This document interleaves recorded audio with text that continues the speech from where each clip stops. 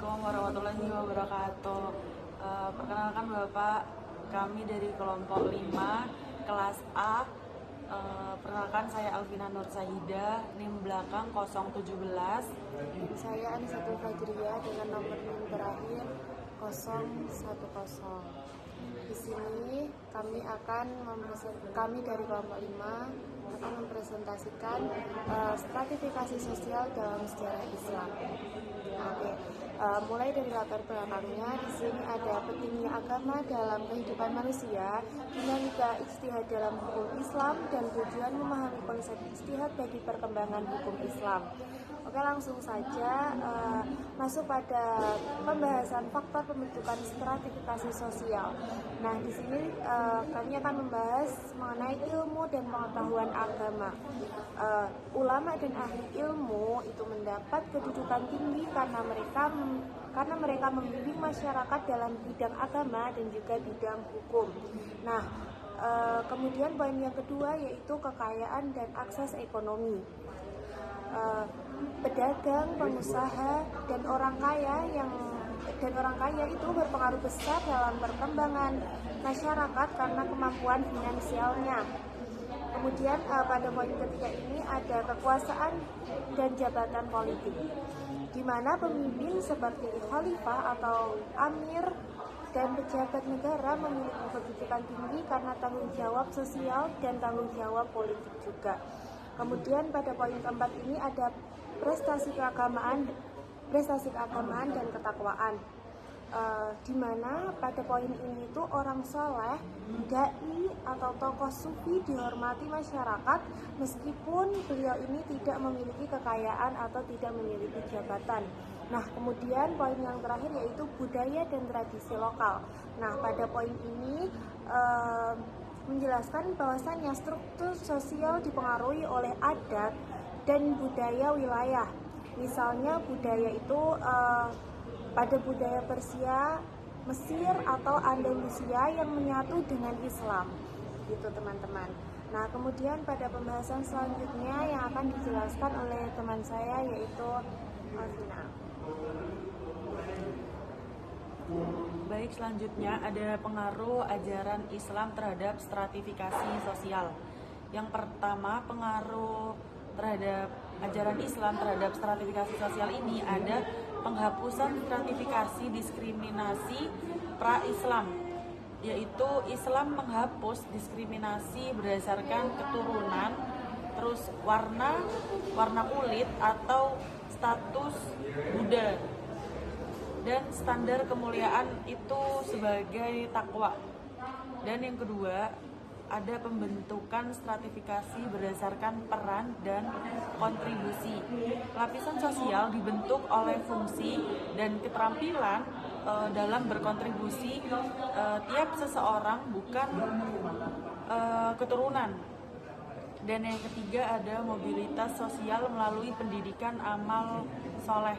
Jadi siapapun bisa naik kedudukannya melalui ilmu dan prestasi atau melalui ketakwaan mereka. Contoh Imam Al-Ghazali.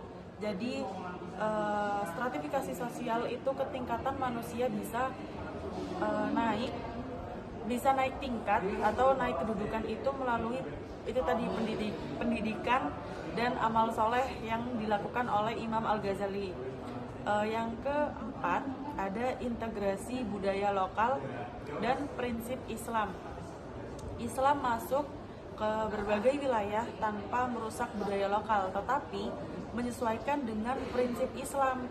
Ini membentuk struktur sosial baru yang harmonis. Lalu ada pengaruh stratifikasi sosial terhadap politik. Kalau tadi pengaruh ajaran Islam terhadap stratifikasi sosial, kalau yang sekarang adalah pengaruh stratifikasi sosial terhadap politik. Nah, terhadap politik ini pengaruh stratifikasi sosialnya ada berapa sih? Ada 4. Apa aja? Yang pertama, peran terhadap kekuasaan politik. Kelas atau seperti bangsawan, pejabat, dan orang kaya memiliki pengaruh besar dalam pengambilan keputusan politik. Jadi setiap orang itu memiliki pengaruh berpengaruh yang sangat besar dalam ikut andil pemilihan politik atau keputusan setiap politik. Terus yang kedua ada posisi ulama dalam pemerintahan.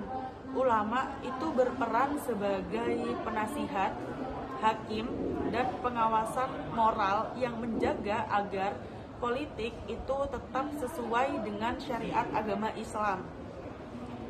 Lalu yang ketiga ada dinamika kekuatan antar strata sosial. Terjadi aliansi, konflik, dan perebutan posisi antar kelompok yang mempengaruhi sejarah politik Islam, misalnya fitnah pertama dan kedua. Lalu yang keempat ada pengaruh terhadap kebijakan dan administrasi. Kelas sosial tertentu itu sangat-sangat mempengaruhi dalam pembangunan masjid, terus gedung-gedung tempat sekolah, dan majelis-majelis ilmu dan administrasi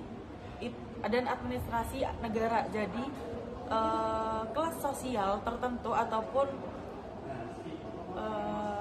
tingkatan yang sangat-sangat tinggi itu sangat-sangat berpengaruh dalam pendanaan itu tersebut tadi, dalam pembangunan madrasah, masjid, lembaga ilmu, atau negara itu tingkatan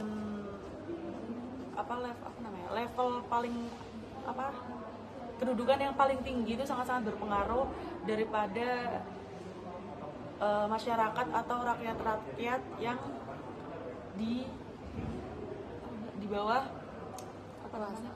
di bawah kelas ya gitu. Lalu kesimpulan dari semuanya adalah stratifikasi sosial dalam Islam itu sangat bersifat dinamis, bukan kaku. Yang kedua, terbentuk dari kombinasi agama, ekonomi, ilmu, politik, dan budaya. Yang ketiga ada Islam itu menekankan keadilan, persamaan, dan meritokrasi. Yang keempat ada stratifikasi sosial mempengaruhi perkembangan politik, pendidikan, seni, dan peradaban secara keseluruhan. Jadi stratifikasi sosial dalam perkembangan sejarah kebudayaan Islam itu sangat berpengaruh keseluruhan. Baik Bapak, sekian dari presentasi kami. Apabila ada salah, mohon dimaafkan. Assalamualaikum warahmatullahi wabarakatuh.